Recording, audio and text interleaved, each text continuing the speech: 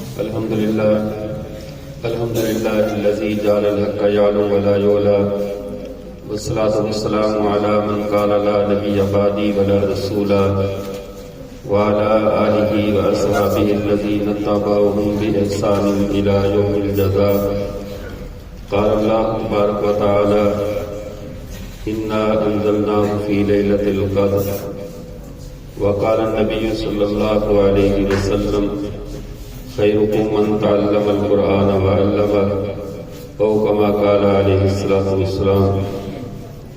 میرے واجب الاحترام معزز سامعین نظام، آج کے اس پروگرام میں ہمارے جن دو بچوں نے قرآن پاک مکمل کیا ہے، یہ بہت ایک خوشی کی تقریب ہے، خوشی کا موقع ہے، اور یہ موقع ان کے والدین کے لیے، ان بچوں کے لیے اور اساتذہ کے لیے یہ دوسری مرتبہ کا موقع ہے. پہلا موقع ان کے لیے خوشی کا وہ تھا جب ان کے والدین ان کو مدرسے میں چھوڑ کر گئے اور انہوں نے بسم اللہ پڑھی کی. خوشی تھی کہ ہمارا بچہ سیدھے راستے پر چل پڑا ہے اور یہ حافظ قرآن بنے گا، ہمارے لیے ذریعہ نجات ہوگا. ایک خوشی کا موقع وہ تھا، لیکن وہ خوف زدہ خوشی تھی. اس میں یہ بھی ڈر تھا کہ معلوم نہیں یہ پایہ تکمیل تک پہنچتا ہے یا درمیان میں بھاگ جاتا ہے، اس کی تعلیم پوری ہوگی یا ادھوری رہ جائے گی. اس وقت والدین خوش تو ہوتے ہیں کہ ہمارا بچہ قرآن پڑھنے کے لیے جا رہا ہے، لیکن خوف زدہ بھی ہوتے ہیں کہ بات ادھوری نہ رہ جائے، کیونکہ ادھورا حافظ ایک پورے جاہل سے اور ادھورا عالم پورے جاہل سے زیادہ نقصان دہ ہوتا ہے، کیونکہ اس کا ادھورا علم اس کے لیے بھی اور دوسروں کے لیے بھی بسا اوقات فتنے کا ذریعہ بن جاتا ہے. لیکن آج ان کے والدین کی، اساتذہ کی اور ہم سب کی خوشی پوری خوشی کا دن ہے، مکمل خوشی کا دن ہے کہ جو سفر انہوں نے شروع کیا تھا سال میں، سوا سال، 1.5 سال میں، اللہ تعالیٰ نے جس راستے پہ چلایا تھا اس کی منزل سے ہمکنار فرما دیا، اور اس پر ان کے والدین، اساتذہ مبارکباد کے مستحق ہیں. لیکن آج میں آپ کے سامنے اس پہلو سے گفتگو کروں گا کہ قرآن پاک ہے کیا. ہم جو قرآن پاک اپنے بچوں کو پڑھاتے ہیں، بچوں کو مدارس میں حفظ کروایا جاتا ہے، یہ پورے ایک ہمارے برصغیر پاک و ہند میں نہیں بلکہ پوری دنیا میں ایک متبادل نظام کا ایک آئیکن ہے، متبادل نظام کا یہ دروازہ ہے. اور متبادل نظام کیا ہے؟ قرآن کا نظام قرآن کی تعلیم سے شروع ہوتا ہے، اس کے بعد آگے درس نظامی، آگے جتنی بھی تعلیم و تربیت ہے یہ مستقل ایک تہذیب ہے.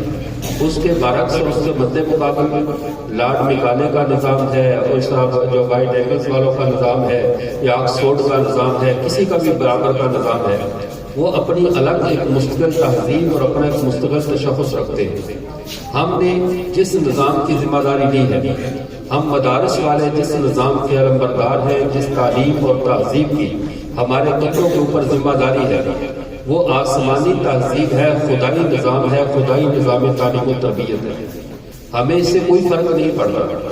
لوگ ہمیں کیا کہتے ہیں؟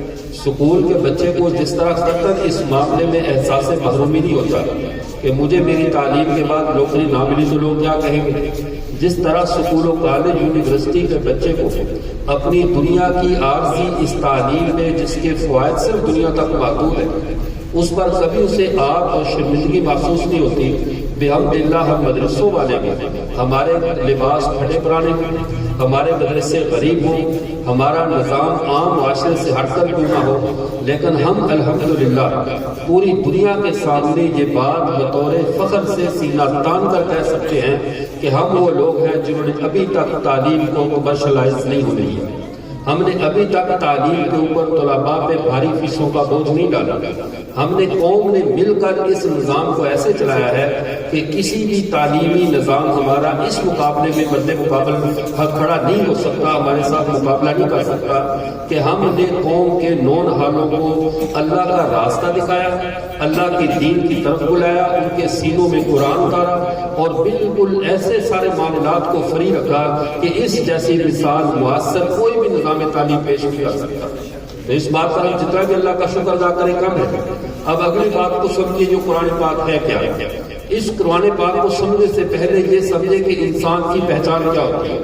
میری پہچان میرے سر پہ پگڑی اور یہ لباس اور ویسٹ کوٹ یہ میری پہچان نہیں ہے.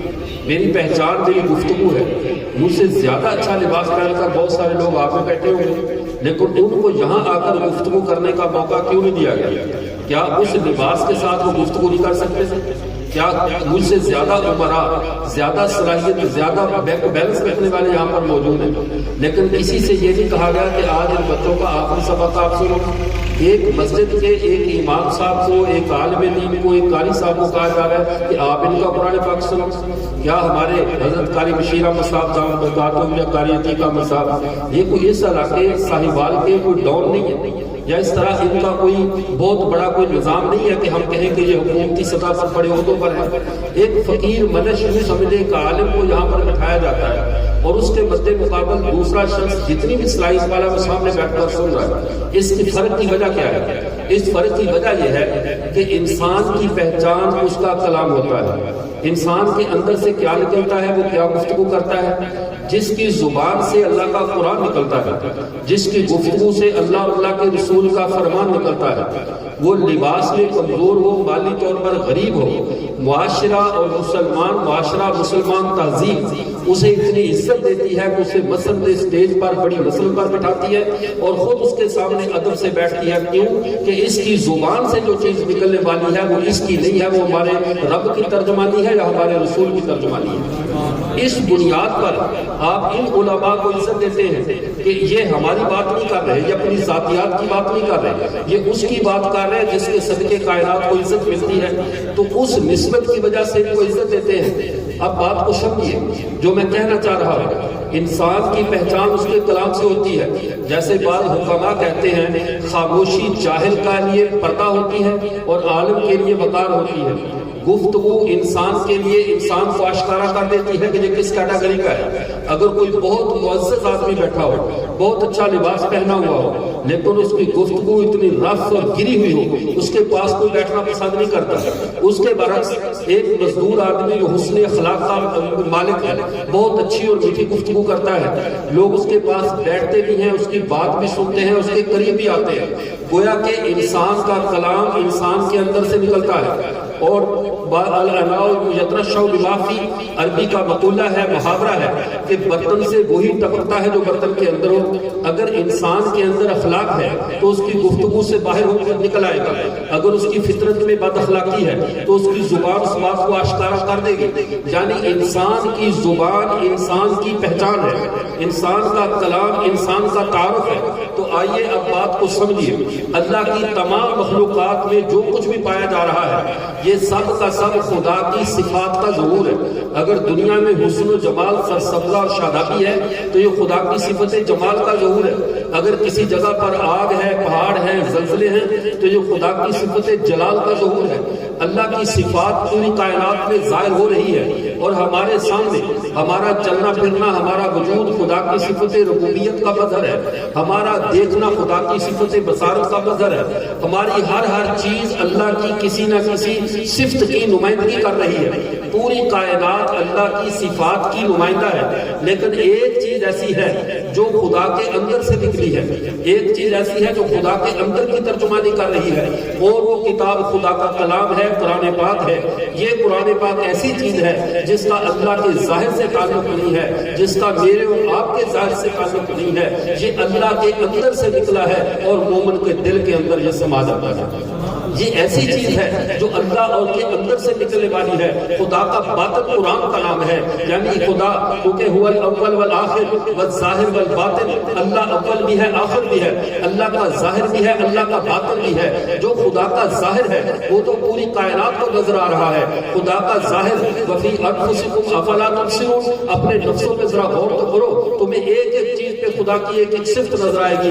لیکن خدا کا اگر باطن دیکھنا ہو تو خدا کے اندر کیا ہے. جیسے ہم سجے سجائے نوجوان سے انتظار کرتے ہیں یہ بولے تو ہمیں پتا چلے کہ اس کے اندر کیا ہے. انٹرویو کیوں لیا جاتا ہے؟ نوکری پہ رکھنے کے لیے سوالات کر کے اس کا بولنے کے ساتھ اس کی عقل کا پیمانہ چیک کیا جاتا ہے. ہر چیز انسان کے تکلم سے پہچانی جاتی ہے، اس کی گفتگو سے پہچانی جاتی ہے. تو اللہ کو اگر پہچاننا ہے، اللہ کو اگر جاننا ہے تو یہ اللہ کی کتاب، اللہ کا کلام ہے جو جو اللہ کے اندر سے نکلا ہے، یہ اللہ کی وہ صفت ہے جو اللہ کا ہمیں اندر سے اللہ کا تعارف کروا دیتی کہ اللہ اندر سے کیا ہے، اللہ اندر سے کیا ہے۔ اب اس بات کو اگلے نقطہ نظر سے سمجھیے، اس پوری کائنات کو، اس پوری آسمان سے نیچے تحت الثری تک کا جتنا بھی رقبہ ہے جس میں میں اور آپ رہ رہے ہیں، اس تحت الثری تک کا جو رقبہ ہے، آسمان سے نیچے زمین تک جہاں پہ میں اور آپ رہ رہے ہیں، یہ سارے کا سارا علاقہ یہ جہنم کا علاقہ ہے۔ اس بات کو ذہن میں رکھیے، یہ سارے کا سارا علاقہ جہنم کا علاقہ ہے۔ جیسے بہت سارے سرکاری رقبے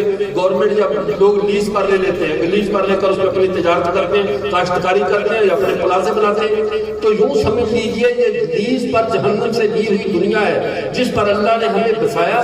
جب اللہ نے حضرت آدم علیہ السلام کو جنت سے نکالا اور نکال کر ان سے منع کیا گیا تھا کہ فلاں درخت کے پاس نہ جانا، بلکہ آپ اور آپ کی بیوی جنت میں رہیے، کھائیے پیئے جہاں سے جی چاہیے جائیے، جنت آپ کی ہے، لیکن فلاں درخت کے پاس نہیں جانا، اور ان کو شیطان نے اس بات سے برقرار دیا، شیطان نے ان کو دھوکہ دیا۔ اور یہاں پہ بعض مفسرین نے بڑا عجیب نقطہ لکھا ہے، وہ کہتے ہیں شیطان نے یہ نہیں کہا تھا کہ خدا کی نافرمانی کرو، شیطان جانتا تھا کہ انسان کے دل میں جتنی اللہ کی محبت اور معرفت ہے، اس کو دھوکہ اللہ کی محبت کے ساتھ دیا جا سکتا ہے۔ اور محبت سے دھوکہ اس نے کیسے دیا؟ شیطان نے آ کر یہ کہا اللہ تعالیٰ آپ کو ان قریب اپنے آپ سے آدم دور کرنے والے ہیں، اور اللہ نہیں چاہتے کہ تم میرے قریب رہو، اگر اللہ کا قرب چاہتے ہو، ہمیشہ اللہ کے قریب رہنا چاہتے ہو، پھر یہ درخت کھا لو۔ آدم کے اوپر اللہ کی محبت کا اتنا غلبہ تھا، انہوں نے کہا یہ تو کبھی بھی نہیں ہو سکتا کہ میں اپنے رب سے دور ہو جاؤں، یہ سوچ کر انہوں نے درخت کا پھل کھا لیا، اللہ کی محبت میں کھایا تھا کہ اللہ کی بغاوت اور سرکشی میں نہیں کھایا، لیکن اللہ کے حکم کی نافرمانی۔ اور یہ بات ذہن میں رکھنا، دنیا کا پہلا دھوکہ اللہ کی محبت کے نام پہ دیا گیا تھا، آج تک یہ شیطان کا طریقہ چلا رہا ہے۔ بہت سارے لوگ اللہ کا نام لے کر اللہ کی محبت پیش کر کے لوگوں کے عقائد پہ ڈاکے ڈال دیتے ہیں، لوگوں کے نظریات کو تباہ کر دیتے ہیں۔ اس لیے ہر بندہ جو اللہ کے نام پر بلائے، ذرا دیکھ لے اس سے اللہ والوں سے ربط بھی ہے یا نہیں، اس کی سند بھی اس سلسلے کی ہے یا نہیں جو اللہ کا طرف جانے والا ہے۔ بعض اللہ کا نام لے کر دھوکہ تو سب سے پہلے شیطان ہمارے بابا آدم کو دے چکا ہے، یہ کوئی نئی بات نہیں ہے۔ تو میں عرض کر رہا تھا، اب اللہ نے جب یہ دیکھا اور حضرت آدم نے کہا، فرمایا ان کو زمین کی طرف اللہ نے نازل کر دیا، فرمایا یہ تمہارا مستقر ہے، وَمَتَاعٌ إِلَىٰ حِينٍ، یہ ایک لمحے کچھ وقت کے لیے تمہیں دیا جا رہا ہے۔ یہ زمین پہ ہماری رہائش عارضی ہے، زمین ہمارا عارضی ٹھکانہ ہے، کیونکہ جب جنت سے نکالا تو دو ہی چیزیں ہیں، یا جنت ہے یا جہنم ہے، تیسری تو کوئی جگہ نہیں ہے۔ تو اللہ نے جنت سے نکال کر جب زمین کی طرف بھیجا تو گویا کہ یہ زمین جنت کا حصہ نہیں تھی، یہ زمین جہنم کا حصہ تھی۔ اللہ نے اس کو استابل بنایا، وَمَتَاعٌ إِلَىٰ حِينٍ، کہ ایک لمحے کے لیے، کچھ وقت کے لیے یہ زمین استابل ہو جائے کہ انسان اس کے اوپر رہے۔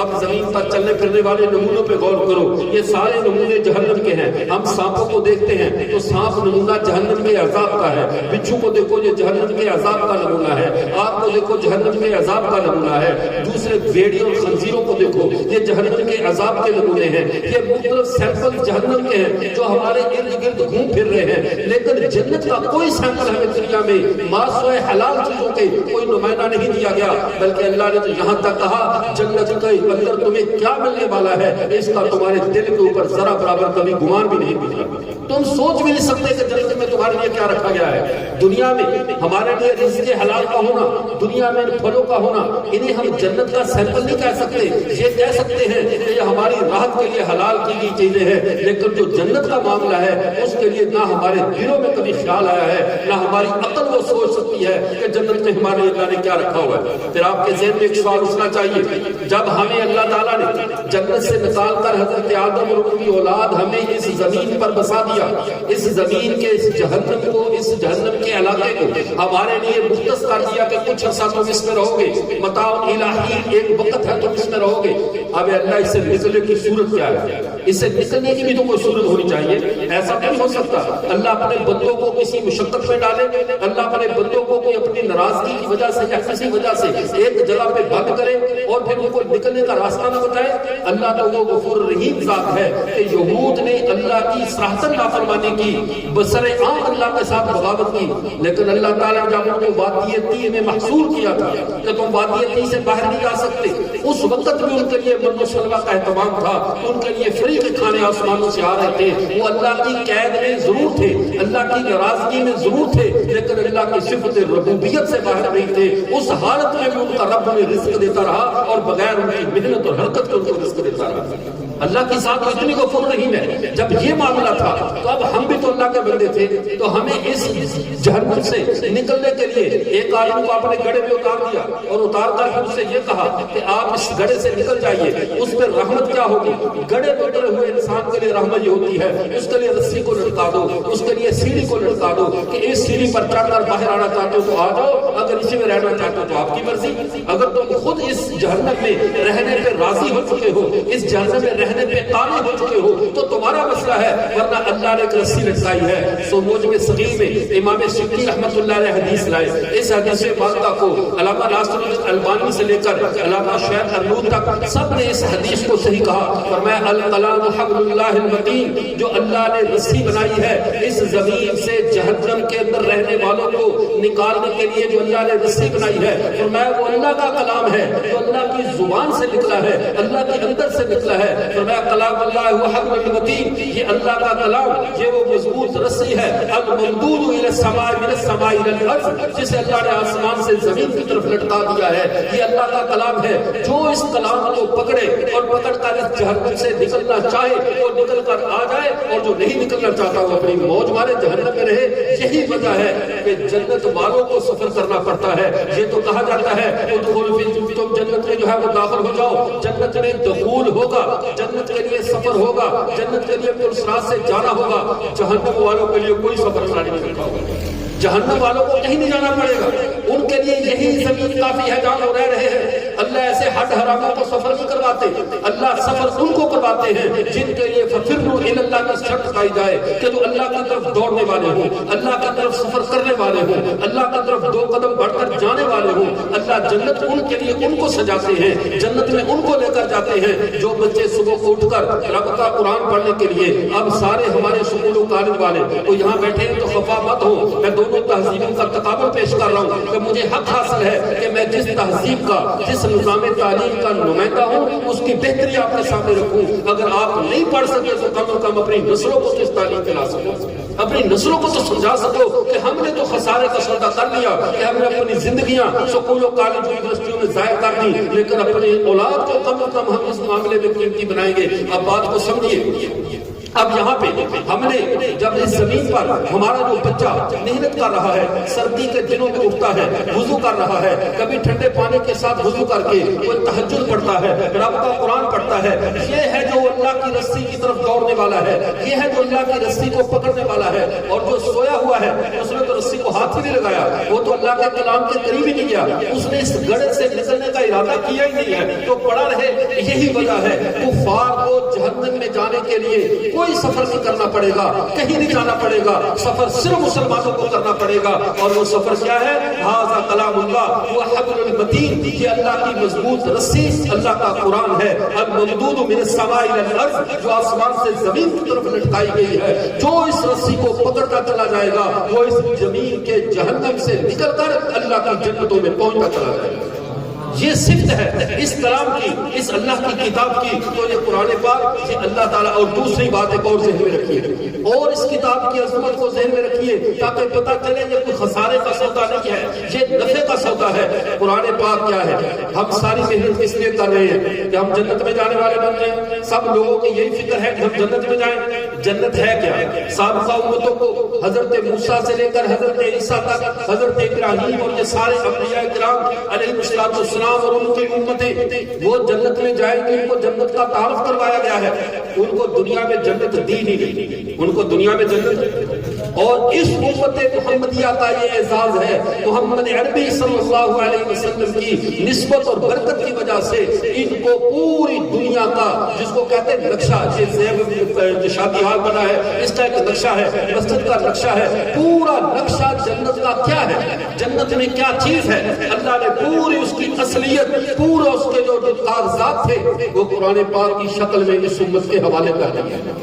یہ کتاب اللہ قرآن پاک یہ جنت ہی کا دوسرا ایڈیشن ہے۔ آپ یہ سمجھ لیں کہ جنت کا ایڈیشن کیسے ہے؟ زمانہ بدلنے سے جگہ بدلنے سے چیزوں کی حیت بدل جاتی ہے، جگہ بدلنے سے چیزوں کی حیت بدل جاتی ہے۔ آپ میں سے اکثر لوگوں نے بچپن میں وہ گولیاں دیکھی ہوں گی جو دکانوں پر کھیلنے کے لیے ملا کرتی تھی، وہ پانی کی بوتل میں ایک گولی کو ڈالتے تھے، بظاہر دیکھنے میں ایک چھوٹی سی ٹافی ہے، لیکن جب اس کو پانی لگتا تھا وہ ٹافی کبھی گھوڑا بن جاتی، کبھی وہ بکری بن جاتی، کبھی اس سے سیڑھی اور کبھی پھول نکل آتے، بظاہر دیکھنے میں ایک چھوٹی سی ٹافی، لیکن جیسے اس کے ساتھ پانی لگا اس پانی نے اس کی حیت کو بدل دیا، اس کے پانی نے اس کے اندر جو چھپی ہوئی چیزیں تھی اسے بے نقاب کر دیا۔ تو یاد رکھیے یہ اللہ کی کتاب، یہ وہ آیات، یہ وہ ٹافیاں ہیں، یہ وہ گولیاں ہیں جن کی ہمارے سامنے کی شکل و صورت کو صرف الفاظ کیا ہے، لیکن جب ان کو آخرت کا پانی لگے گا، جب یہ ٹھیک کھلے گے، یہ برگ و بار لائے گی، تو یہی اللہ کی کتاب اللہ کی جنت بن کر ہمارے سامنے آ جائے گی، یہ اللہ کی جنت بن کر ہمارے سامنے آ جائے گی۔ یہ میں بات ایسے نہیں کہہ رہا، ہر چیز کا زمانہ بدلنے سے،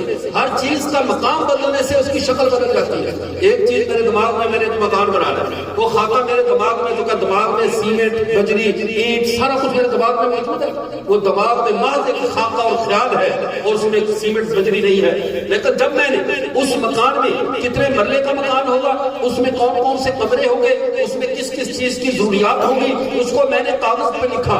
اب کاغذ پہ وہ مکان کا نقشہ انجینئر نے بنا دیا، وہ نقشہ موجود ہے۔ ایک چیز میرے دماغ میں تھی، جو دماغ میں تھی وہاں میٹیریل نہیں تھا، جب کاغذ پہ اتری تو میٹیریل نہیں ہے، یہ کاغذ پہ اس کی تصویر خاکہ پورا موجود ہے لیکن یہ میٹیریل نہیں ہے۔ لیکن جب یہی خارج میں وجود میں آئے گا، جب انجینئر کوٹھی کو بنا دے گا، تو پھر اس کی شکل و صورت کا کاغذ کے ساتھ کوئی تعلق نہیں ہے۔ اس کوٹھی میں کاغذ نظر نہیں آتا، اس کوٹھی میں آدمی کا دماغ نظر نہیں آتا، لیکن تینوں چیزیں وہاں موجود ہوتی ہیں یا نہیں ہوتی؟ بتلائیے بھی ہوتی ہے نہیں ہوتی؟ انجینئر کا دماغ، پھر اس کی تیار کردہ فائل، پھر اس تیار کردہ فائل کا جو خارجی وجود جو ہمیں سامنے کوٹھی کی شکل میں نظر آتا ہے، یہ تین چیزیں ترتیب کے ساتھ ہوتی ہیں۔ جب تک دماغ میں تھی اس کی شکل اور تھی، کاغذ پہ اتری اس کی شکل اور ہے، جب کاغذ سے نکل کر پلاٹ کی شکل میں آئی تو اب شکل ہی تبدیل ہو گئی۔ اب دماغ میں چھوٹی سی بات میں یہ ہاتھ جس نے بنایا اس کے دماغ میں ایک نقشہ تھا کہ اب جتنا جو 100 150 200 بندہ یہاں موجود ہے، یہ سارا کا سارا اس کے دماغ میں جا کر بیٹھ سکتا ہے؟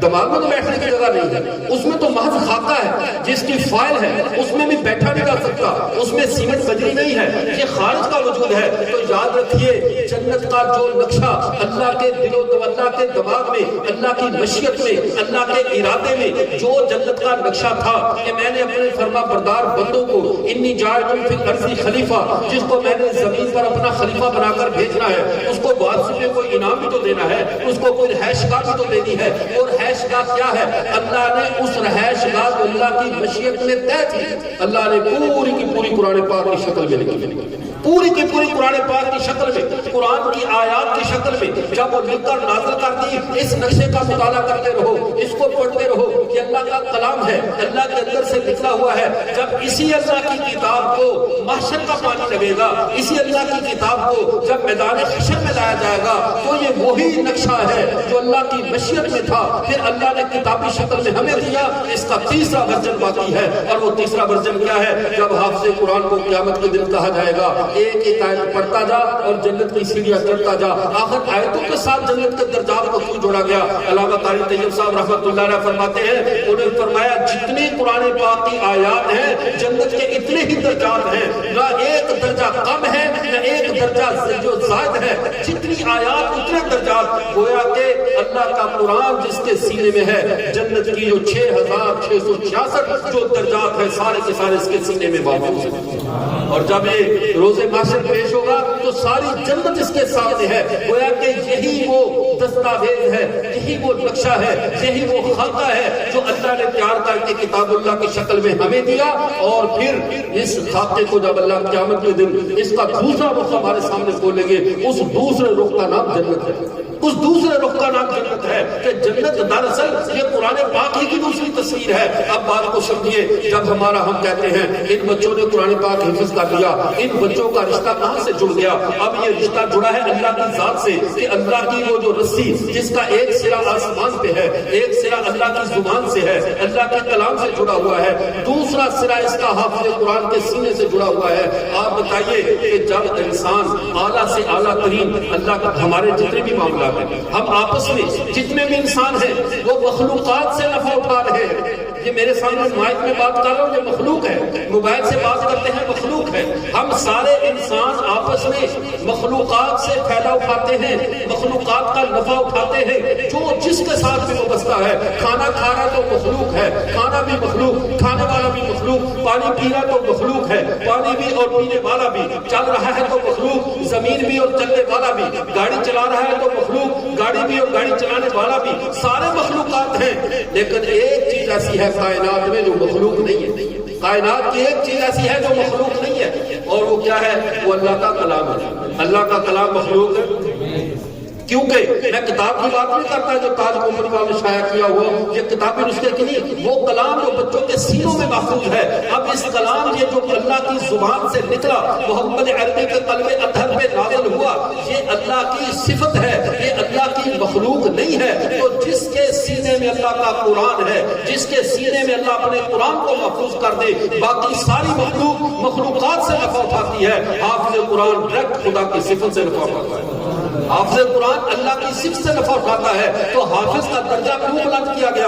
نبی کریم صلی اللہ علیہ وسلم نے ارشاد فرمایا کہ خیرکم من تعلم القرآن وعلمہ، تم میں بہترین لوگ وہ ہیں جو اللہ کی کتاب کو پڑھنے والے ہیں، پڑھانے والے ہیں، اس کی تعلیم دینے والے ہیں، تعلیم لینے والے ہیں. ان کو اللہ کے نبی نے خیر قرار دیا. خیر کہتے اس کو ہے جس کے ساتھ کبھی شر نہ جڑ سکے. یہ نہیں کہا وہ افضل ہے، افضل تو کبھی مفضول بھی ہو سکتا ہے. فرمایا نہیں، قرآن پڑھنے والے بھی خیر پہ ہیں، پڑھانے والے بھی خیر پہ ہیں. جس جہان میں بھی اس جہان میں بھی خیر کی ذات کے ساتھ جڑی ہوئی ہے. قرآن والے ہمیشہ صحابہ خیر رہتے ہیں. یہ صحابہ شر نہیں ہوا کرتے. قرآن اصحاب شر کے لیے نہیں ہوتا. قرآن صاحب خیر ہے، سراپا خیر ہے، اور اس کے لیے انہی لوگوں کو چنا جاتا ہے جو خود سراپا خیر ہوتے ہیں. تو میں سے کر رہا تھا، اب نبی کریم صلی اللہ علیہ وسلم نے اس قرآن کے حافظوں کے والدین کے لیے ایک بشارت ارشاد فرمائی. فرمایا قیامت کے دن ان حفاظ بچوں کے والدین کے سروں پر ایک ایسا تاج پہنایا جائے گا جس کی روشنی مشرق و مغرب کو مام کرنے والی ہوگی. اب جس نے تاج پوشی کب ہوتا ہے؟ جب کوئی بڑے کسی کے سر کا تاج رکھنا ہو، کسی ملک کے وزیر اعظم کی تقریب ہو تو اس کے سر پہ جو تاج رکھنے والا ملک کا صدر ہوتا ہے، حلف لینے والا ملک کا جو ہے وہ چیف جسٹس ہوگا، یا کوئی اس طور کا جو بڑے عہدے پر اس سے فائز ہوگا، وہ اس کے سر پہ صدارت کا تاج رکھے گا.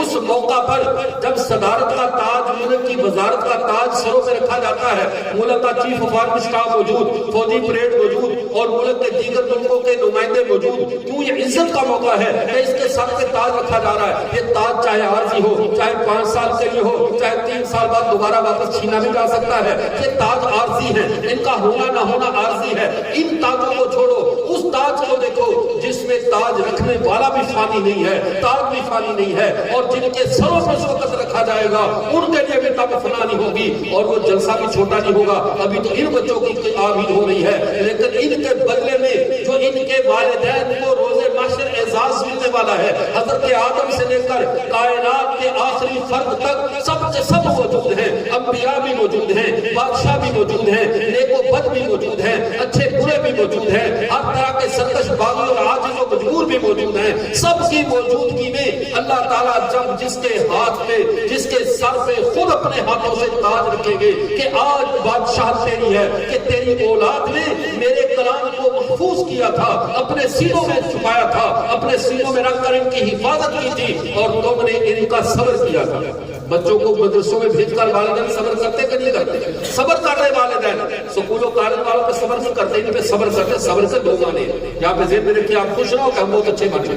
صبر کے 2 معنی ہیں. ایک صبر یہ ہوتا ہے کہ بچہ ماشاءاللہ جدائی برداشت کی جا رہی ہے. ایک یہ صبر کرتے ہیں سکول کا بچہ وردی مانگے شام سے پہلے حاضر، وہ جوتا مانگے شام سے پہلے حاضر، اور ساری آیتیں اور حدیث سے مدرسے کے بچے کو سناتے ہیں، بیٹا صبر کرو، دین کو پڑھ رہے ہو، تمہیں کیا ضرورت ہے. یہ سارے صبر کا درس جو بچوں کے لیے مدرسوں کے لیے رکھا ہوتا ہے، یہی وہ لوگ ہیں جو خدا کے دربار میں ہمارے پھر صفا سفارشی بس کر جاتے ہیں، کسی جگہ پہ نہیں آئے گا اتنی تعلیم والا جو ہے اس کے باپ کے سر پہ تاج رکھا جائے گا، نہیں، جن بچوں کے معاملے میں تم رک گئے ان کا اپنے خیال نہیں رکھا، ان کو لولا لگڑا سمجھ کر مدرسے میں دے دیا، کمزور ذہن والا سمجھ کر قرآن کا حافظ بنا دیا، تم نے قدر نہیں کی، لیکن اللہ کسی کی قدر ضائع نہیں کرتا، جو اس کے کلام کو اپنے سینے میں جگہ دیتا ہے۔ اللہ تعالیٰ فرماتے ہیں، وہ ایک دفعہ حضرت مولانا سمی شکوپوری صاحب رحمۃ اللہ علیہ وہ شہید ہو گئے کراچی میں، ایک معذور عالم دین تھے، ساری زندگی قرآن پاک کی خدمت کی، ٹانگوں سے بالکل معذور کہ یہاں سے ٹانگوں کا صرف ایسے نشان سا تھا، پیدائشی طور پہ اللہ نے ٹانگوں سے محروم رکھا۔ یہ ترخان فیملی سے تعلق رکھتے تھے جو لوہار، فرمانے لگے میں اتنا معذور بچہ پیدا ہوا، میرے والدین نے کیا کیا کہ یہ ہمارے تو کسی کام کا نہیں ہے، ترخانوں کا کام تو لوہے اور لکڑی کا اور بڑا مشکل کام ہوتا ہے، چلو اس کو مدرسے میں چھوڑ دو، خود ہی رول کے پڑھ جائے گا یا کچھ کام کرے گا، ہماری سردردی ختم ہو، کون اب اس کو سنبھالے؟ کہہ رہے میرے والدین مجھے زبردستی مدرسے میں چھوڑ کر چلے گئے، اور یہ میں نے واقعہ اپنی زبان سے خود ان کے بیان میں سنا، کہنے لگے مجھے زبردستی مدرسے میں چھوڑ کر چلے گئے، یہ معذور ہے، لولا لگڑا، ٹانگ اس کی ہے نہیں، یہ ہمارے ترخانوں کے کام کا نہیں ہے۔ فرمانے لگے پھر میں وہی شخص تھا جو 27 ملکوں میں گیا اور ہزاروں لوگ میرے استقبال کے لیے کھڑے ہوتے تھے، اور جب ملیشیا میں گیا، ملیشیا کے وزیر اور بڑے بڑے اہم ذمہ داران میری وہیل چیئر پکڑ کر وہ خدمت کے لیے دوڑ رہے ہیں، اور جب میں واپس اپنے ملک میں اپنے فیصلہ آباد یہ ساتھ چک جمرہ کو جگہ ہے جہاں کے اثر رہنے والے تھے، کہنے لگے جب میں اپنے علاقے میں آیا تو یہاں کا ڈی پی او، ڈی ایس پی اور سارے اہم ذمہ داران وہ میری گاڑی سے آگے بھی جا رہے ہیں، پیچھے بھی پروٹوکول، اور میں گھر میں جا رہا تو میرے باپ اور میرے چچا تایا جن نے صرف مجھے معذور سمجھ کر مدرسے میں ڈال دیا تھا، جب میری اس عزت کو دیکھا کہ میری گاڑی کو اہم ملک کے جو افسران ہیں وہ میری وہیل چیئر کو چلانا سوال کا کام سمجھ رہے ہیں، وہ تب سمجھے قرآن لوگوں کو کیسے نوازتا ہے، قرآن لوگوں کو عزت کیسے دیتا ہے۔ تب میرے باپ کی آنکھوں میں آنسو آ گئے، کہنے لگے بیٹا میں نے تیرے ساتھ زیادتی کی تھی لیکن میرے رب نے تجھے ضائع نہیں کیا، میرے رب نے تجھے ضائع ہونے سے بچایا۔ تو جن والدین کے سروں پہ تاج وہاں پہ رکھا جائے گا، روزے محشر کے سروں کو جو ہے وہ سجایا جائے گا، ان کو اتنی عزت کا تاج رکھ کر جب کہا جائے گا جائیے جنت میں، اور حافظ قرآن یہ اکیلا رسی نہیں چڑھتا، اللہ نے تو رسی لٹکا دی ہے، لیکن حافظ قرآن اپنے خاندان کے 10 بندوں کو اپنے کندھوں پہ اٹھا کر رسی پار کر جاتا ہے، 10 بندوں کو لے کر، یہ ان لوگوں کو جو رجسٹرڈ جہنمی ہیں، یہ بھی نہیں کچے پکے جہنمی، جو اپنے آواز سے بچنے والے نہیں، جو خاندان کے رجسٹرڈ قریبی رشتہ دار لیکن کرتوت سارے جہنم والے، اللہ کے ہاں یہ سفارشی بن جائے گے، جہنم سے نکالنے کا ذریعہ بن جائے گے۔ لیکن اگلی بات بھی ذہن میں رکھیے، یہ تو صرف حافظ قرآن کا اعزاز ہے، عالم کا درجہ اس سے بھی زیادہ ہے، عالم خاندان کے شہید 70 بندوں کو بخشواتا ہے، عالم دین خاندان کے 100 آدمیوں کے بارے میں سفارش کرے گا، اور پھر سفارش نہیں کرے گا، 100 کے بارے میں تو قبول کر دی جائے گی۔ ایک روایت گزشتہ دن میں پڑھ رہا تھا، غالباً المدونۃ الجامعہ میں شیخ الحدیث حضرت شیخ الاسلام مفتی محمد تقی عثمانی صاحب حافظہ اللہ نے اس کو نقل فرمایا، وہ اس فرماتے ہیں کہ جب حافظ عالم دین روز محشر آئے گا اور اپنے خاندان کے 100 بندے بخشوا کر لے جانے لگے گا، اسے روک دیا جائے گا، تیرے سینے میں نے علم اس لیے نہیں رکھا تھا کہ تو آرام سے جنت میں چلا جائے، ابھی دیکھ تیرا کوئی اور بھی دوست ہے، تیرا اور بھی کوئی جاننے والا ہے، جہاں پہ رک اور ان کی سفارش کر، تو آج لوگوں کو جہنم کے جیسے دنیا میں ان کی خیر خواہی کرتا تھا، ان کے عقیدے صحیح کرتا تھا، ان کے اعمال کو درست کرتا تھا کہ اللہ کے لیے راہ راست پر آ جائیں، آج وہ جہنم میں جا رہے اور تو یہاں آرام سے چلا جائے، رک ذرا تو سفارش کر اور بھی کسی کو لے جانا تمہیں۔ یہ اعزاز اللہ نے علماء کے لیے، یار یہ کرسیوں والوں کو یا روک دیں یا ایک ہی دفعہ کر رکھا ہے، جی جی جی رکھ لیں گے کرسیاں پر، رکھ لیں گے زیادہ ہے آپ تھک تو نہیں گئے حضرات؟ نہیں تھکے؟ چلو پھر تھکاتے ہیں آپ، ٹائم زیادہ نہیں ہوتا۔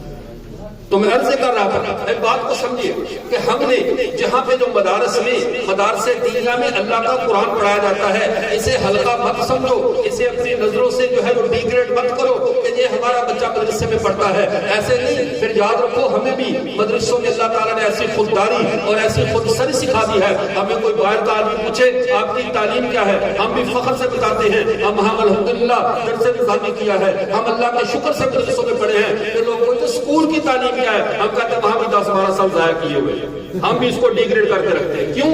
اس لیے کہ جو عظمت کی چیز ہے, عزت کی چیز, وہ راستہ ہے جو اللہ کی طرف لے کر جائے. سکول و کالج کی تعلیم یہ دنیا کے نظام کے لیے ضروری ہے, اسے ضرور حاصل کرو, لیکن خدا کے لیے اپنے ڈھولے لگڑے بچے دین کو دے کر دین پر احسان حقیقت جتاؤ. جیسا دین کو تم معاملہ دین کے ساتھ کرو گے, جیسا نئی نسلوں کے ساتھ معاملہ تم کرو گے, ویسے ہی معاملات خدا کی طرف سے ہمارے ساتھ ہوتے ہیں. ہمارا ذہین انٹیلیجنٹ اور بڑا جو عقل مند لڑکا ہوتا ہے وہ ہم ہائی اسکولوں کے لیے چنتے ہیں, اور جو کمزور ذہن کا ہوتا ہے ان کو مدرسوں کے لیے چھوڑ دیتے ہیں. یہ ہمارے دلوں میں دین کی قدر ہے, یہ ہمارے دلوں میں دین کی وقت ہے. جب دین کی وقت یہ ہوگی پھر یہی حال ہوگا.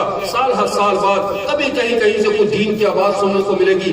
آج ہمارے ہاں ہر بندہ اس بات پر تو رو رہا ہے کہ ہمارے ملک میں مہنگائی بڑھ گئی ہے, ہمارے ملک میں بے حیائی بڑھ گئی ہے, ہمارے ملک میں روزی ہماری پہنچ سے دور ہو چکی ہے. لیکن کیا کسی کے دل میں اس بات پر کبھی آنسو آئے ہیں کہ میرے پیغمبر کی کتنی سنتیں ہماری زندگیوں سے نکلتی چلی جا رہی ہیں؟ آتا پہنچ سے دور ہو تو ہم پریشان, ہماری بجلی کا بل ہماری ادائیگی سے دور ہو جائے, ہماری جیب کے بجٹ سے بڑھ جائے, ہم پریشان ہو جاتے ہیں. محمد عربی کا دین جتنا بھی رسوا ہو جائے, جتنا بھی جو ہے وہ فوت ہو جائے, جتنی سنتوں کا جنازہ نکل جائے, ہمیں کبھی خیال نہیں آتا. اس کا مطلب یہ کہ ہم نے دین کو اپنے دل میں کوئی اہمیت دی نہیں. اب اگلی بات سمجھیں. میں نے عرض کیا والدین کو اللہ روز محشر عزت کا اور عقیدت کا تاج پہنائیں گے. یہ تو وہ لوگ فائدہ اٹھا گئے جن لوگوں نے اپنے بچوں کو حفظ کروا لیا. اب جن کو بچے نہیں ہیں وہ کیا کریں, جن کے بچے ہیں لیکن پڑھے نہیں وہ کیا کریں, اور جن لوگوں نے مدرسوں کے ساتھ رجحان نہیں تھا, اب آج یہ بات سنی, وہ قیامت کے دن سعادت کیسے لے. اس کا علاج اللہ نے قرآن پاک کی پہلی آیت میں فرما دیا. جب الحمدللہ رب العالمین الرحمن الرحیم مالک یوم الدین, اللہ نے اپنے آپ کو قیامت کے دن کا مالک کہا. یہ نہیں کہا میں قاضی یوم الدین ہوں, میں قیامت کے دن کا قاضی ہوں. اللہ نے یہ بات نہیں کہی کہ میں قیامت کو عدل کی کرسی پر بیٹھ کر انصاف کروں گا, نہیں, اللہ نے یہ بات نہیں کہی. اللہ نے کیا کہا, میں قیامت کے دن کا مالک ہوں. اور جب آپ کی کسی کوٹھی فیکٹری میں چوری ہو جائے اور آپ اس کو ثابت کر دو کسی عدالت میں صاف ہو, تو آپ کی فیکٹری کا جی ایم, آپ کی فیکٹری کا مینیجر سب کے سب ڈٹے ہوئے کہ یہ بندہ مجرم ہے, اس نے چوری کی ہے, اس نے نقصان کیا ہے, عدالت میں ثابت ہو چکا ہے. سارا کچھ ثابت ہونے کے بعد اگر فیکٹری کا مالک پھر بھی معاف کر دے, کیا اسے کوئی پوچھ سکتا ہے کہ تو معاف کیا؟ جب فیکٹری کا مالک کہہ دے میں نے معاف کر دیا, مجھے پرواہ نہیں ہے, چھوڑ دو اس کو. اب عدالت کے فیصلے اپنی جگہ, سارے معاملات اپنی جگہ, لیکن جب مالک معاف کرنے پہ آ جائے پھر کوئی نہیں روک سکتا. عدالت کا فیصلہ مالک سے نیچے نیچے ہوتا ہے, قاضیوں کی بات مالک سے نیچے ہے. جو وکیلوں کا جھگڑا مالک کی عدالت میں جانے سے پہلے کا ہے, لیکن جب مالک معاف کر دے پھر کوئی پوچھنے والا نہیں.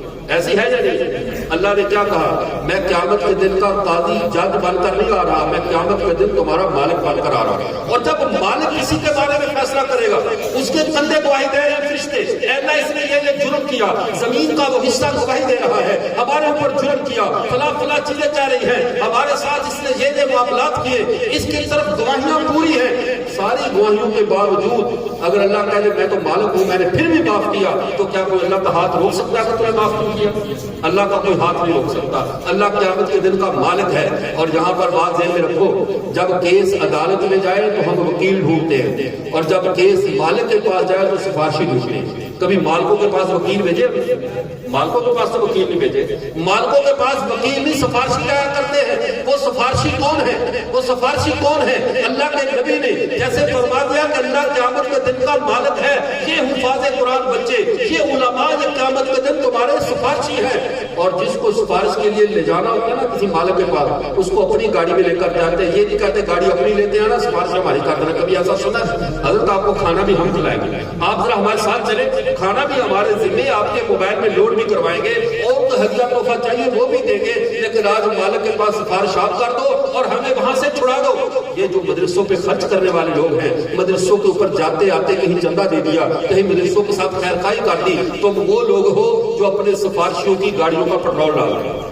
اپنے سفارشی تیار کر رہے ہو. اگر آپ کا بچہ عالم نہیں بنا, آپ کا بچہ حافظ نہیں بنا, تو کوئی حرج نہیں, آپ ان مدرسوں کے ساتھ ایسے تعلق قائم کر لیں, ایسی محبت قائم کر لیں, ان کی ضروریات کے ایسے کفیل بن جائیں کہ یہ سارے کے سارے طلباء قیامت کے دن تمہارے سفارشی بن جائیں. ورنہ ذہن میں رکھیے اللہ تعالیٰ قرآن کے معاملے میں چودھری اور غریب کو برابر کر دیتے ہیں. اب اگر یہ مجھے وہ صاحب اللہ کو جزائے خیر دے کافی ایکٹیو ہیں, انہوں نے مدرسہ ماشاءاللہ بہت اچھے طرح سے چلا رہے ہیں, ان کی ایکٹیویٹیز ہر وقت ان کی یعنی چستی کے ساتھ ان کی صحت غائب رہتی ہے, ساتھ تک کوئی چست ماشاءاللہ انسان ہے. اب بات کو سمجھیے, انہوں نے جو بتایا ایک بچہ یہ ان حال والوں کا بھی ہے جس نے حفظ کیا غالباً. اب میں پوچھتا ہوں یہ تو چلو ہوئے مالدار, یعنی ہمارا بچہ حفظ ہو گیا, بچے پہ خود خرچ کیا, لیکن نہیں, ان کے اوپر بھی تمہارے صاحبال کے ہر امیر اور غریب کا احسان چڑھ گیا. جس درسگاہ میں بیٹھ کر پڑھا اس درسگاہ کے اندر استعمال ہونے والی بجلی اس کا بل کس نے دیا؟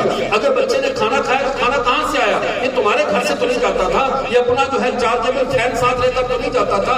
اب وہاں پہ چلنے والا تو ریڈی والا وہ 5-10 روپے دے کر چلا گیا, کوئی غریب دے کر چلا گیا. وہ کہ پورا معاشرہ ان علماء کا محسن ہے کہ وہ خرچ کرتا ہے تاکہ امیر تکبر نہ کر سکے. میں تو اپنے پیسوں پہ پڑھا ہوں, غریب جو پریشانی میں نہ رہے کہ مجھے پڑھانے والا کوئی نہیں ہے. قرآن کی تعلیم پہلے سب کو برابر کر دیتی ہے تاکہ قیامت کے دن یہ صرف یہ نہ کہ ہم تو پیسے والے لوگ ہیں ہم سفارش اپنوں کی کریں گے. نہیں, تو پیسے والا جو بھی ہو, بڑا ہے یا چھوٹا ہے, تجھے اس کی بھی سفارش کرنی پڑے گی. جو تمہارے محلے میں غریب سبزی فروش آیا تھا اور جس نے جاتے جاتے مدرسے میں 5-10 روپے دے دیے, یہ طالب علم پابند ہے قیامت کے دن اس کی بھی سفارش کرے, کیونکہ اس نے بھی تو اس کی گاڑی میں تیل ڈالا ہے, اس نے بھی تو اس کا نظر کیا ہے, اس نے بھی تو اس کے کھانے پینے کا ماحول بنایا ہے. تو یہ علماء, یہ مدارس والے, یہ امت کے محسنین ہیں. اور حدیث میں تو آتا ہے جب تک کائنات میں ایک بھی اللہ اللہ کرنے والا موجود ہے قیامت قائم نہیں ہوگی.